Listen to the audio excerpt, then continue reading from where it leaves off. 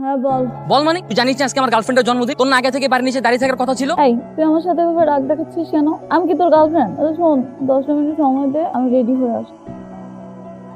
হ্যাঁ চল, আমি রেডি। এতক্ষণে তোর আসা হলো? তোর জন্য যদি আমার গার্লফ্রেন্ড রাগ করছে না, তোর কি অবস্থা করবে সেটা তুই দেখিস।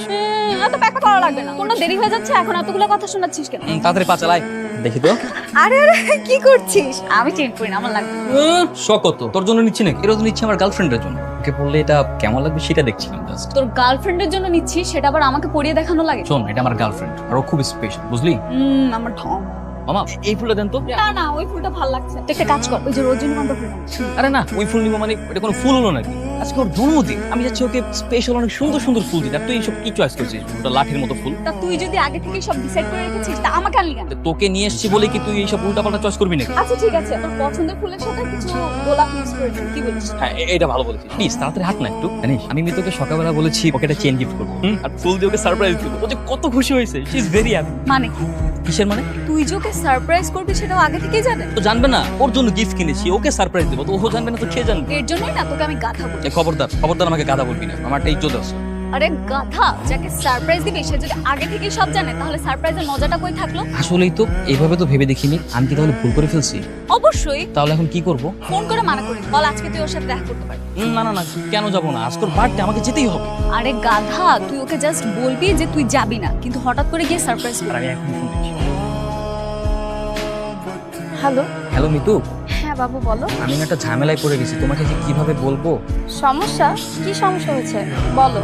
দেব আমার না ইমার্জেন্সি ভাবে গ্রামে বাড়ি যেতে হচ্ছে। বাড়ি থেকে কাকা ফোন দিয়েছিল, সো আজকে আমরা না দেখা করতে পারবো না। আমি বাড়ি থেকে এসে আবার তোমার সঙ্গে দেখা করবো, কেমন? কিন্তু আমি যে তোমার জন্য রেস্টুরেন্টে এসে বসে আছি। I am so sorry. তুমি রেস্টুরেন্টে কিছুক্ষণ সময় কাটাও, তারপর কিছু খেয়ে দেন চলে যাও। আচ্ছা ঠিক আছে, তাহলে তুমি আমার ফোনে কিছু টাকা পাঠিয়ে দাও। আচ্ছা ঠিক আছে, আমি পাঠিয়ে দিচ্ছি। ওকে চল চল, উনি তো আবার একা একা চলে যাবে, চল। আমি কই যাব? তোর কাজ আমি করে দিয়েছি, এবার তুই যা। এই নে চেনটা, তুই যা। তোমার বন্ধু না, চল না। আমি হাঁটি হতে আরে পারবো কি না। দোস্ত চেনটা। পিয়াস জরুরি কাজে গ্রামের বাড়িতে গিয়েছে, ও আর আসবে না। আর পিয়াস তো ছিল আমার শুধুই টাইম পাস। আমি তো ভালোবাসি তোমাকে। বাহ। আরে পিয়াস, তুমি এখানে হঠাৎ? এখন তুমি যেরকমটা ভাবতেছো।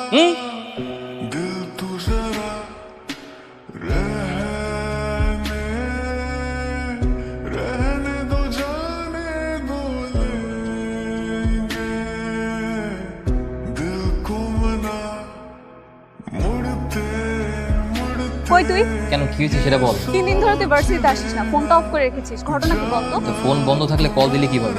মাত্র অন করেছি, সেই জন্য পেলাম। আচ্ছা বল, তুই আছিস, আমি তোর কাছে আসবো। এই না না, তোকে আসতে হবে না প্লিজ, আমার কিন্তু একা থাকছি। আমি কিন্তু একা থাকছি। ছাকা খেয়ে ব্যাকা হওয়ার দিন এখন আর আছে রে? আমি রাখছি। আচ্ছা কি অবস্থা দোস্ত? একটা মেয়ে ছ্যাঁকা দিয়ে চলে গেছে, এর জন্য মন খারাপ করে বসে থাকলে হবে? আমি আছি না, ভার্সিটিতে খুব সুন্দর সুন্দর কিছু ফ্রেশার এসেছে, আমি তোকে ম্যানেজ করব। এই রাখতো, সাথে পরে কথা বলবো, কে যেন আসছে।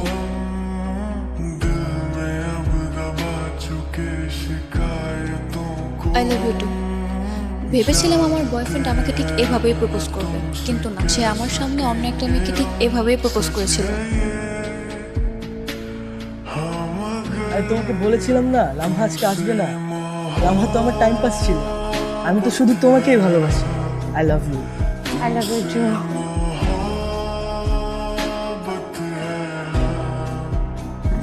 ব্রেকআপ হয়েছে তো কি হয়েছে? একটা ছেলে আমার সাথে এভাবে প্রতারণা করলো, তার জন্য কি আমি বসে বসে কাঁদবো? আমি ওর সমস্ত স্মৃতি আমার জীবন থেকে মুছে ফেলবো, সব কিছু পুড়িয়ে ফেলবো এবং চিৎকার করে বলবো আই হেট ইউ।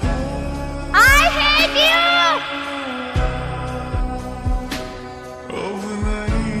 এবার দে নে।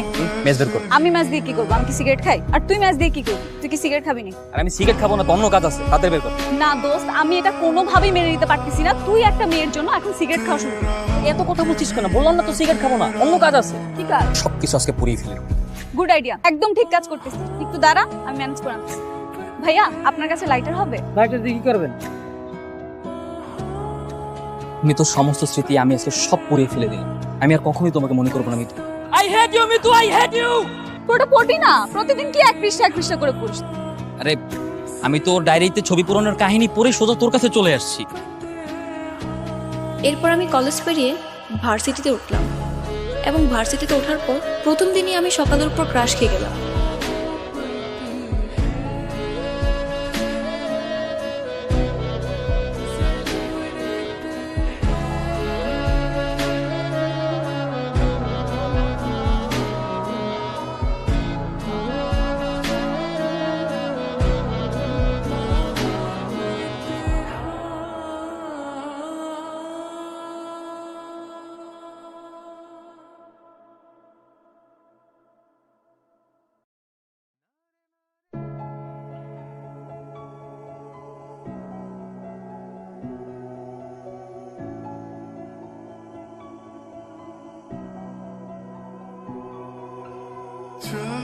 Sorry sorry sorry.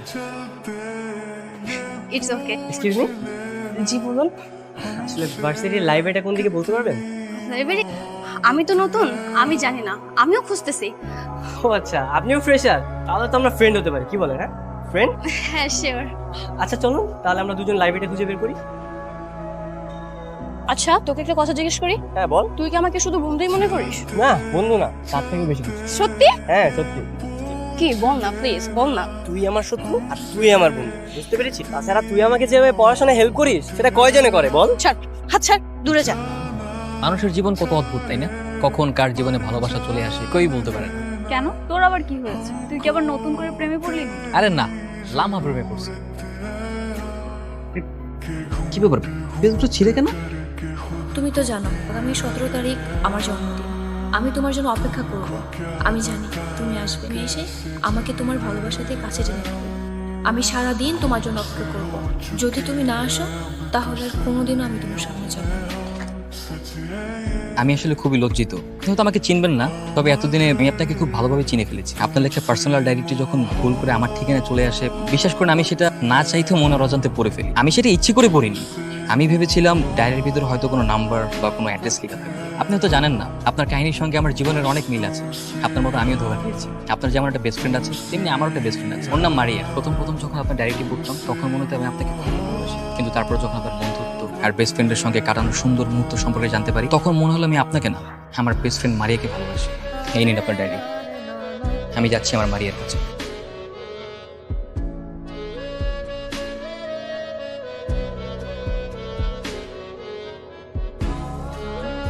তুই আমাকে এতটা ভালোবাসিস?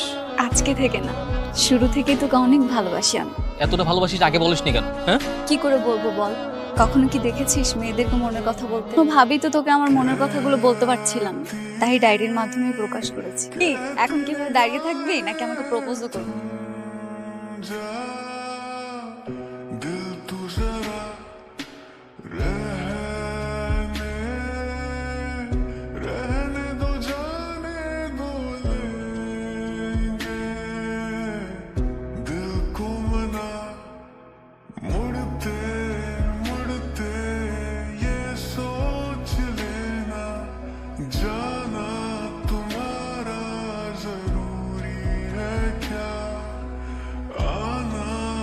चाहे